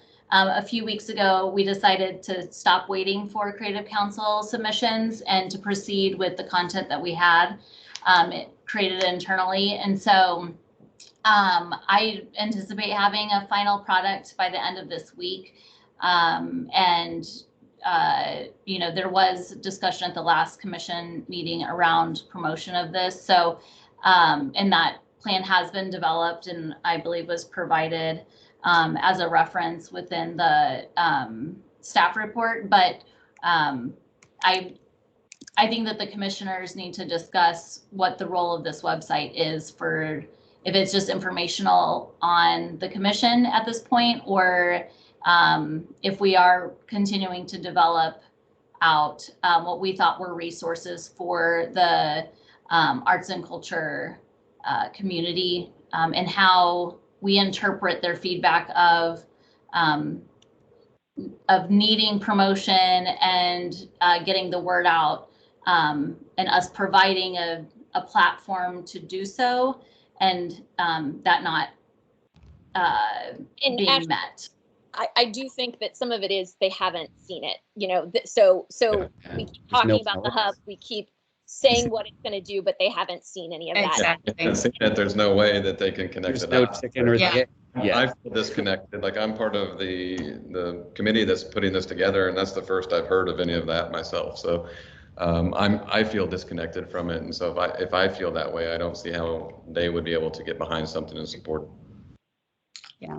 I think if they saw it, there would be buy-in to know what they're doing. And I know that's part of the trade-off, right? Is maybe they're doing some of the city's work, but also they're getting the exposure, and that's everybody's getting a little something out of that. Like there's commission jobs I take just for the exposure, of what it means. And so just curious, on the reports that we're providing the Creative Council from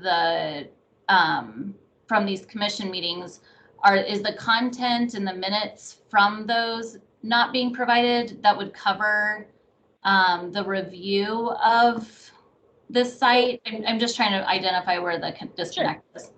I have I shared what was on the city's website as the official minutes from the meeting, since I felt like that's what the public gets to see. But I don't think that those necessarily include the screenshots and sometimes, especially with the website, it's the walkthrough. That's the thing that makes it make sense, right? That's exactly what I was going to say. Nobody wants to read minutes, especially creatives. Yeah. So, you almost have to go walk through it, like you said, and explain the objectives and how to even use it, right? What its intended use is for. It hit home a lot more for us, Ashley. When you presented for us, it put it in a whole different light, and we understood it because we were all a little unsure at the first round. And when you came in and presented all of that, then it started making a lot of sense for us too. So maybe we need to regroup and figure out how we re-engage. The other thought is maybe it needs to be reconfigured a different way, where maybe it's more like links of the different organizations or the different school theater groups or whatever, so people just click on the link and then it pops up their information and their calendar or whatever, something like that. That's maybe easier, but maybe it needs to be reconfigured a different way.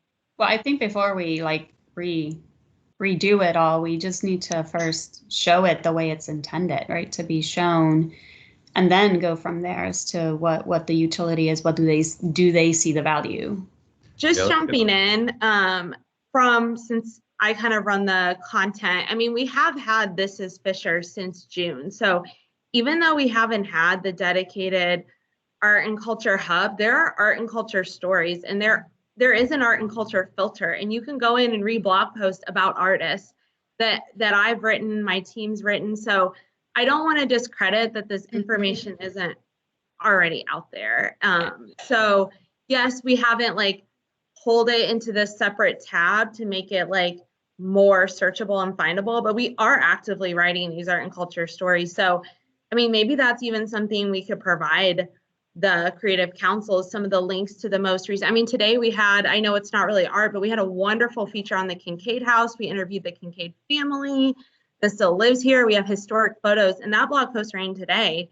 So it's not that This Is Fisher's is devoid of art and culture right now. I just want to make that point, and we have metrics to back that up from the past 8 months. So I also want to point out that the artists and members of the Creative Council are certainly a portion of our target audience, but the intent of having this hub and this section of This Is Fishers was to expose art and culture to the broad spectrum of our residents. And so I hear the concerns of the Creative Council members, but I also want us to keep in mind that they're not the only target audience of this section. So I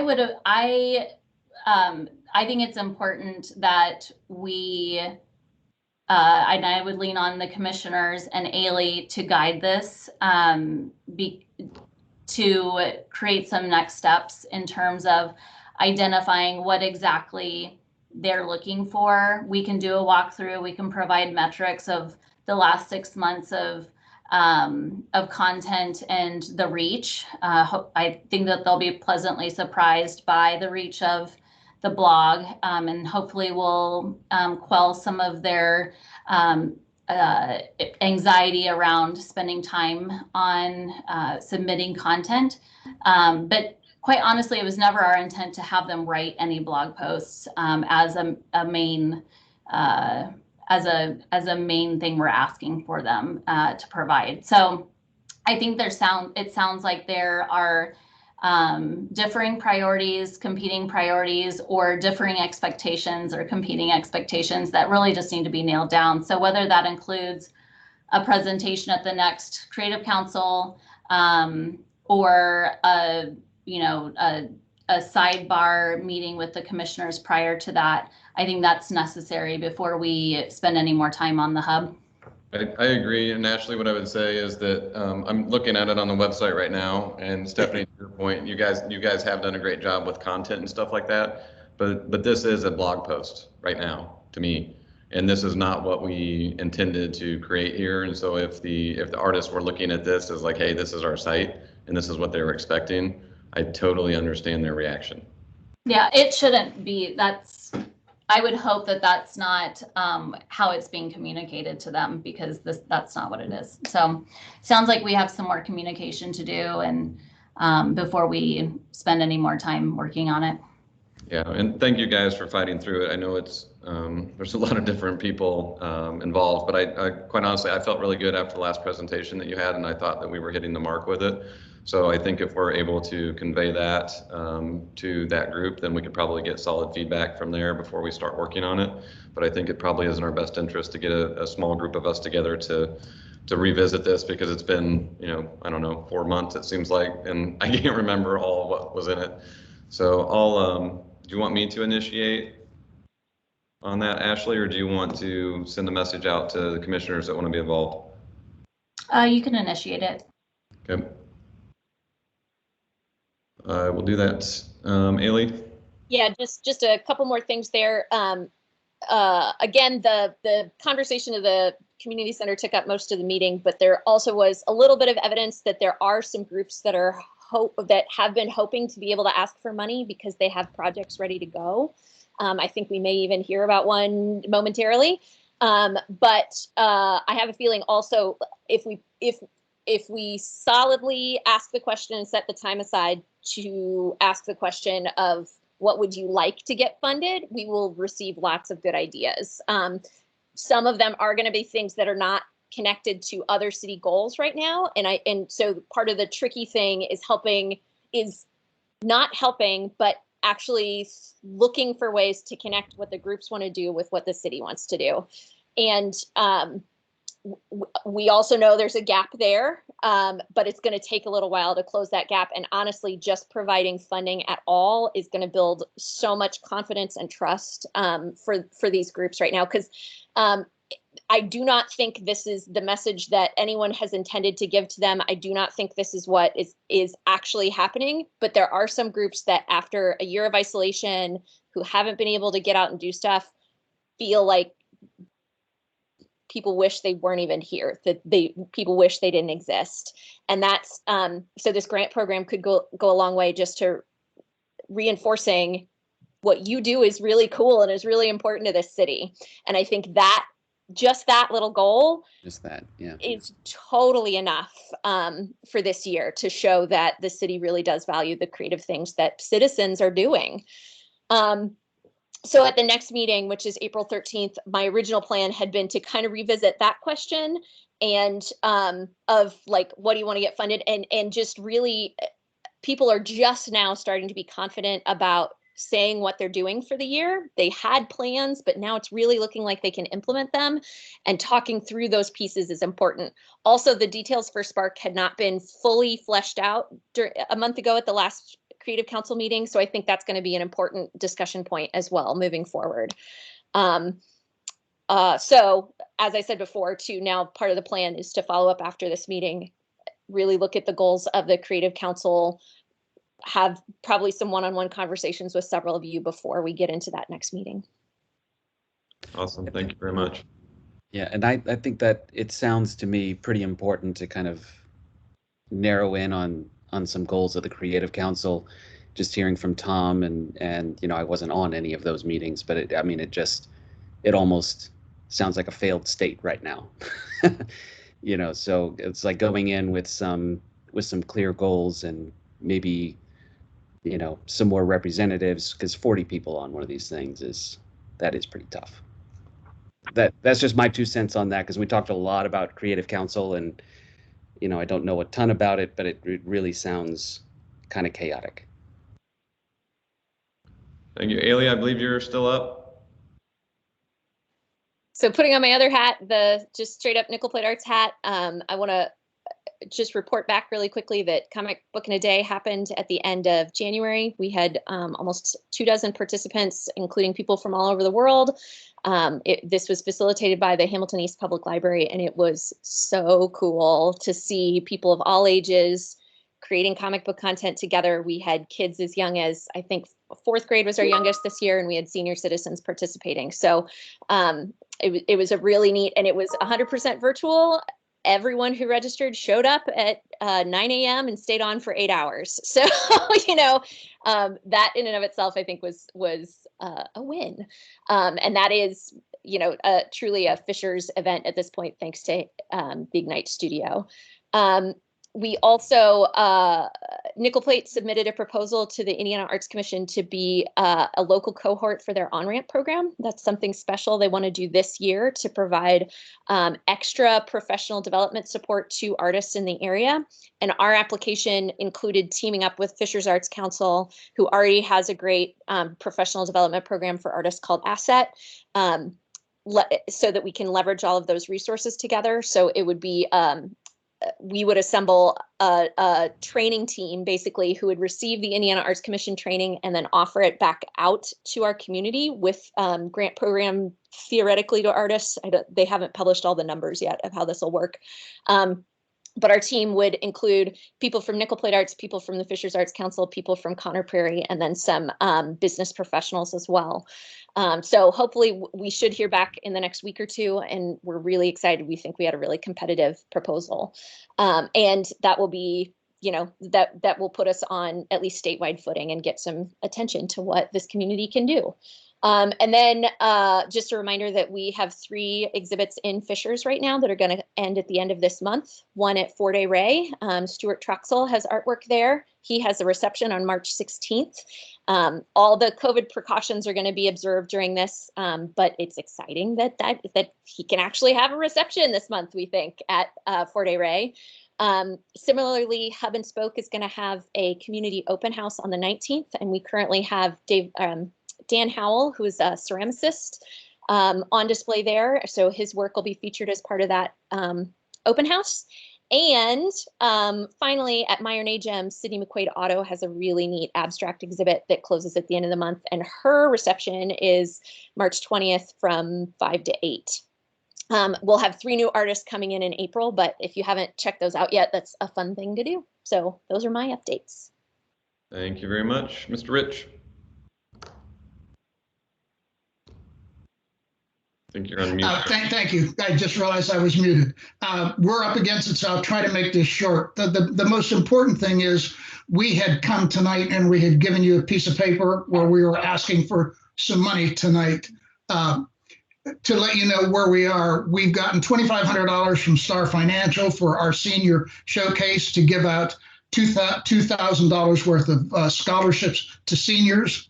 We've gotten $2,500 from Jiffy Lube of Indiana to have our second annual Joried exhibit.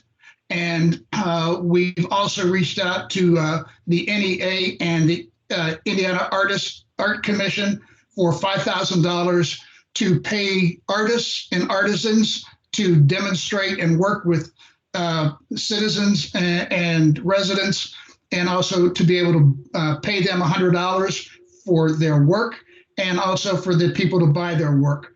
So when I told you at the beginning, we didn't want to come to the Fishers Arts and Culture Commission and say, we're a pig at the trough. We're out there trying to find our own money. But what we'd like to do is to pay performing artists at 5 of our receptions, and that comes to about $1,000. I believe it's going to be between $1,000 and $1,150. So we're asking if the Fishers Arts and Culture Commission would fund us that money. If I can find it elsewhere, I won't spend it. But you know, I'd like to know that we have that if that's at all possible. So I put that in front of you, and if you have any questions, I'll answer that. If not, I'll finish up with just a few remarks. Anyone have any questions for Tom on that? When are these events, or is it more than one, or? Yes, it begins in May, June, July, August, and December. Those, Chris, those months. And that would fund all of those? It will fund all of them. Hey, we get a big bang for our money. Yeah. Excellent. So yeah, if you guys could do that, and I don't know if you have to vote tonight or whenever, but also one of the things that's really important is, and this was going to go back to, this is Fishers and the Creative Council.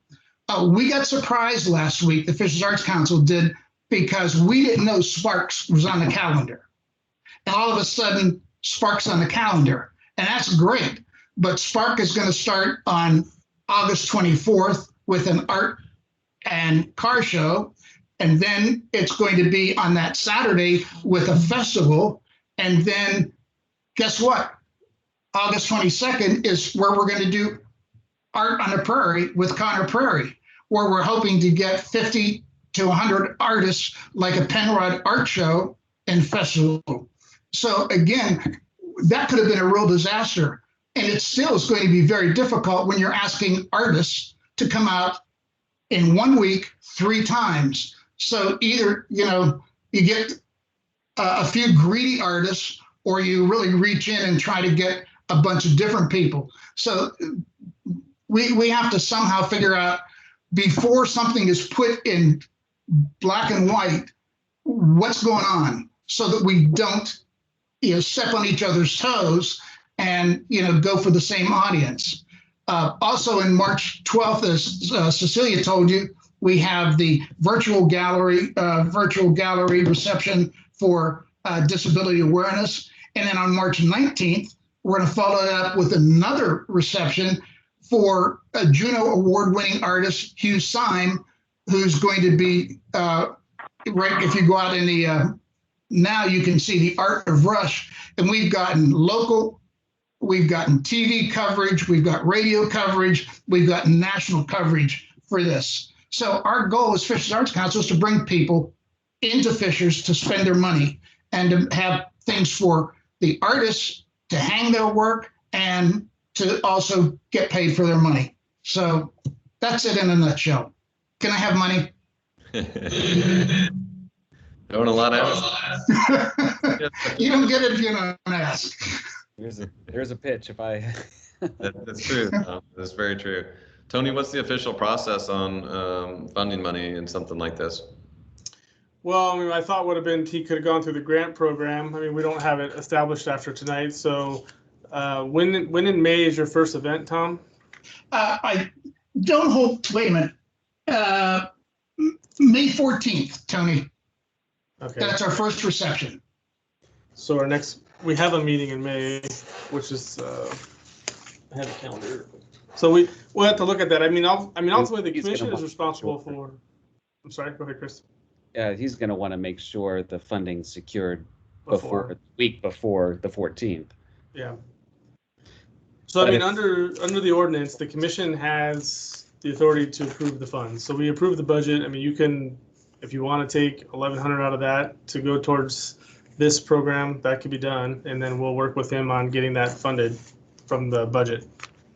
And we're not going to take it out. We'll give you a receipt for each time we pay out so that you'll have that. So it won't be 1,100 at one time. It'll be 200, 150, whatever we're paying for that venue.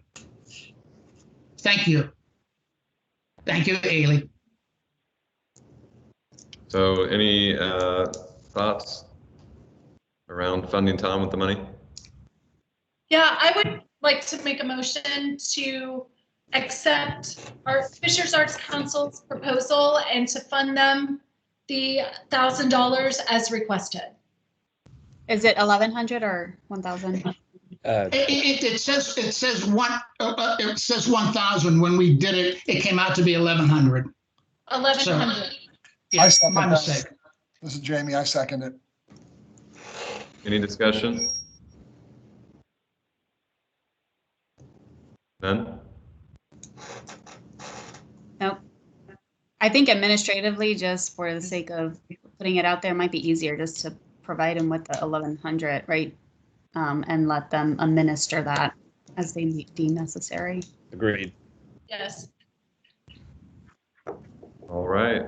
All in favor? Aye. Aye. Thank you. Passes. And so, Tony, that money will come out of the grant funding? Correct. Yes. And then going forward for things like this, it would go through the grant program and not be a direct ask to the commission, correct? Correct. Yeah. Okay. All right. So, great. Tom, you got your money. Thank you. You can mute. Thank you. Banner series, video staff. Yeah, so Stephanie Perry was going to share the video. I did email it around, or was an email from the city went around, but in case not, we were going to highlight it as well for our banner series. Since this was in lieu of our grant, we didn't do the ribbon cutting given the weather event and the cold temperatures that week.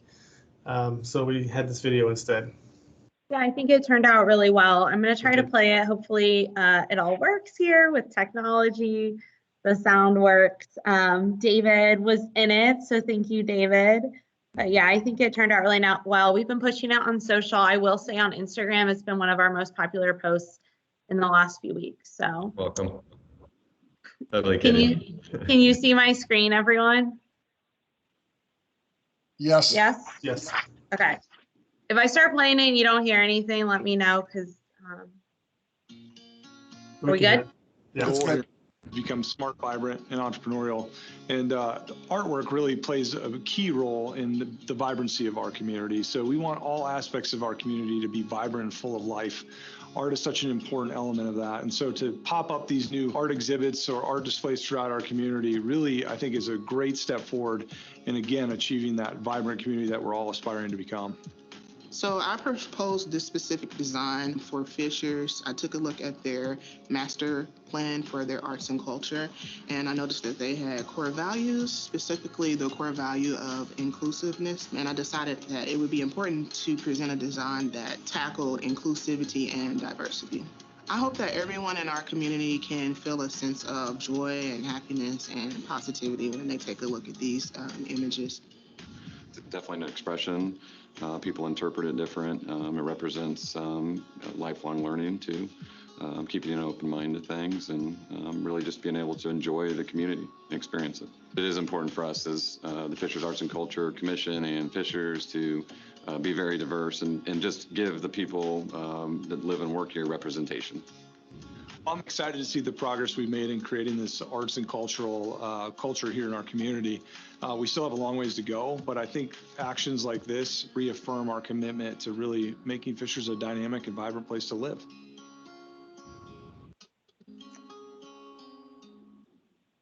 So yeah, so we've been pushing that on social, and again, it's been very popular. And so even though we couldn't have our ribbon cutting, I'm glad we were able to make something work. We also got a great TV interview out of that too, with Wish TV a few weeks ago. You guys did an awesome job because I know the talent that you had to work with, but the quality of the video is very good. Good, thank you. Very cool. Thank you. Creative Council next meeting, Ailey? Yeah, April 13th, 1 month from today. Okay, perfect. I do want to say just about our meeting today, we did, I think, run long. We're supposed to be over at 7:30, correct? I mean, that's what we have it scheduled towards, but it really kind of ends when done. Okay, so I apologize for it running long. I feel like we did have a lot of really good discussion today, and I do want to acknowledge that some of it was pretty intense. And I want to make sure that everybody knows that the efforts that you guys are putting in are very appreciated. And I think we're all having good intentions and we're trying to work together. We've just got a lot of different moving parts and pieces. And so I don't want anybody to feel like they're not appreciated, because I know how hard everybody's working and how good of a job you want to do too. So I just want to throw that out there. So hopefully everybody can at least leave the meeting with a smile and enjoy the rest of your day, I suppose, here, even though there's not too much left. But with that, we'll say, can we get a motion to adjourn this meeting? This is Jamie. I'll make a motion to adjourn, but I also wanted to say quickly with what David was saying, I think walking away with that, give some money to Tom and his organization. That's how we should feel, right? The meeting may have got ugly, may have been heated, but like, that's why we're here. And to walk away with that as one of our last things to talk about, that's what makes it good. So motion to adjourn. All right. Second, and all in favor, aye. Everybody have a great night. Bye. Good night. Thank you. Thank you. Good night. Thank you.